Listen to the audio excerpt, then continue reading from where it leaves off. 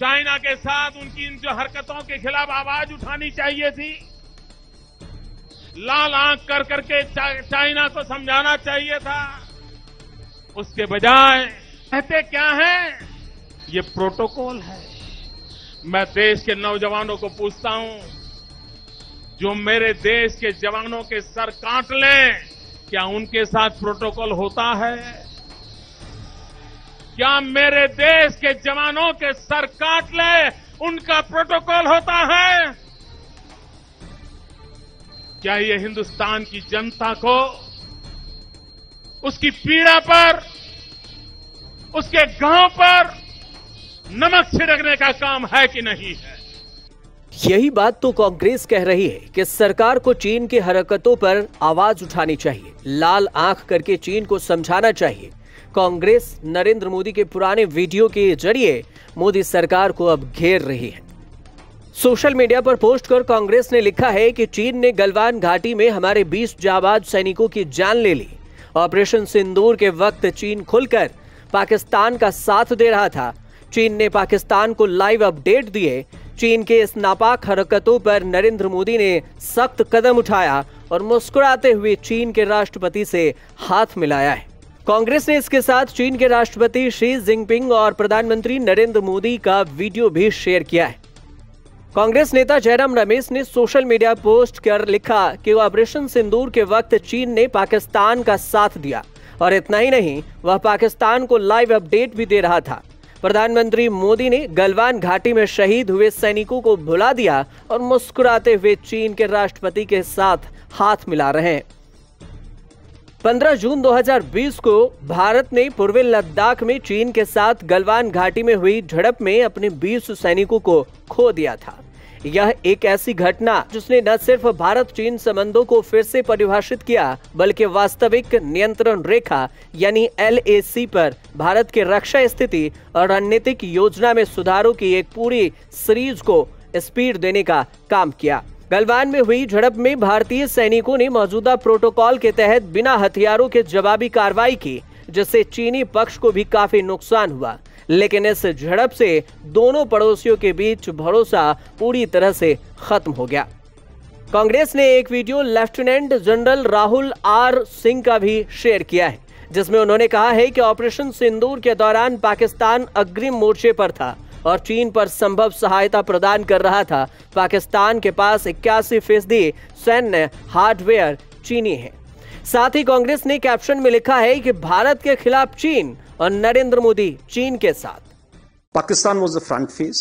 We had China providing all possible support, and it's no surprise because if you were to look at statistics, in the last 5 years, 81% of the military hardware that Pakistan is getting is all Chinese. 81% of that. Supriya Shrinate ने social media platform x पर लिखा है कि भारत और आतंकी मुल्क पाकिस्तान के साथ एक जैसा व्यवहार हमारी विदेश नीति और नरेंद्र मोदी का सबसे बड़ा फेल्योर है।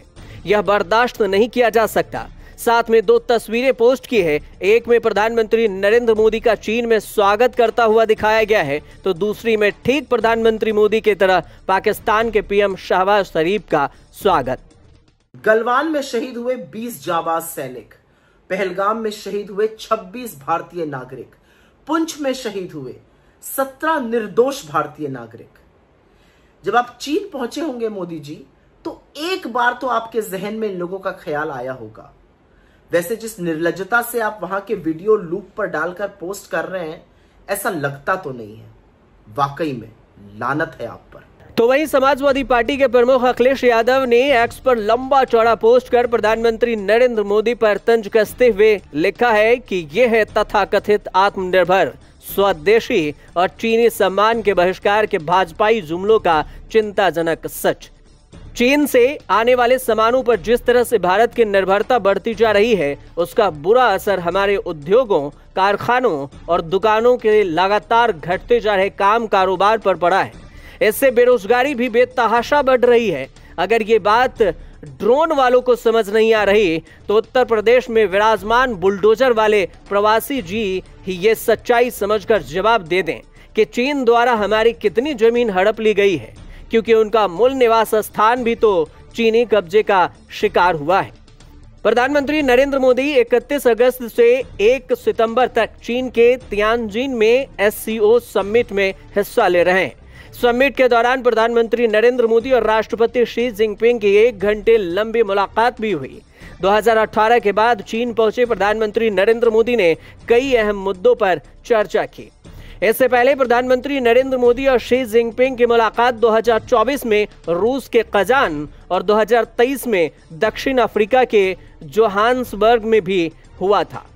यह कार्यक्रम ब्रिक्स सम्मेलन के दौरान का था और दोनों इसी दौरान मिले थे। SCO समिट में 20 से ज्यादा देशों के नेता शामिल हो रहे हैं। इसके सदस्य देशों में चीन, रूस, भारत, कजाकिस्तान, तुर्किस्तान, ताजिकिस्तान, पाकिस्तान, उज्बेकिस्तान, ईरान और बेलारूस शामिल हैं। SCO के 2 पर्यवेक्षक अफगानिस्तान और मंगोलिया है, जबकि इसके 14 संवाद साझेदार देश हैं, जिसमें तुर्की, कुवैत, अजरबैजान, आर्मेनिया, कंबोडिया और नेपाल शामिल है। श्रीलंका, सऊदी अरब, मिस्र, कतर, बहरीन, मालदीव्स, म्यांमार और संयुक्त अरब अमीरात भी SCO के संवाद साझेदार हैं। ब्यूरो रिपोर्ट, न्यूज तक।